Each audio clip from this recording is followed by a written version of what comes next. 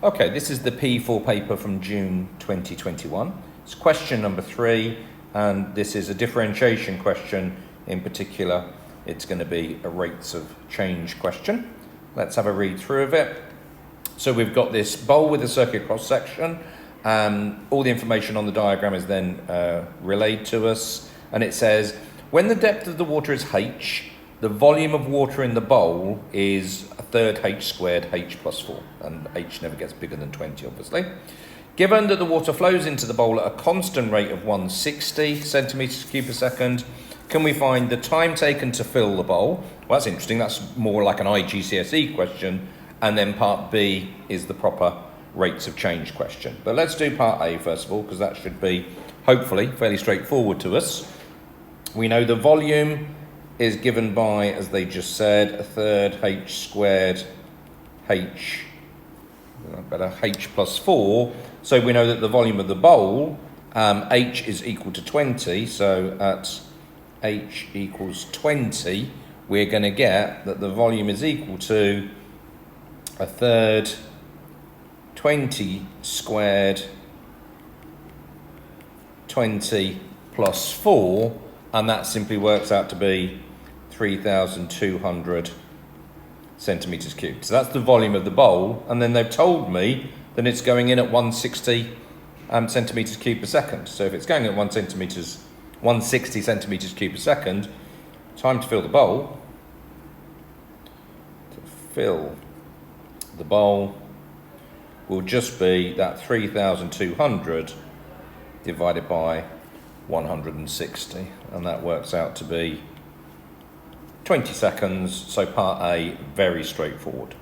Part B then, okay, find the rate of change of depth of water when h is equal to 5. So this is more like the sort of stuff that we're asked to do. Just make sure you're happy with the rate of change of depth of water. That's going to be dH by dt. So dH by dt, from this one here, obviously, I can get dV by dH. So the fact that they've told me a constant rate, which is dV by dt, I've got everything that I need to be able to do a rates of change question. Let's explain that properly now by going ahead and actually doing that. Let's get rid of all of this. Part B then, we'll do it down here, part B. So we've got the volume is equal to a third h squared h plus 4. Let's tidy that up and then find dV by dH.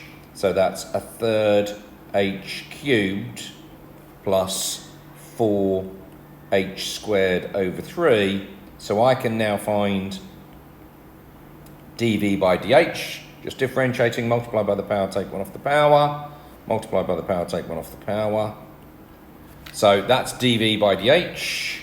And then I just want to connect those three that I just said. So dV by dt is equal to dV by dH times dH by dt. Quick check. Those two will cancel and I'll get dV by dt.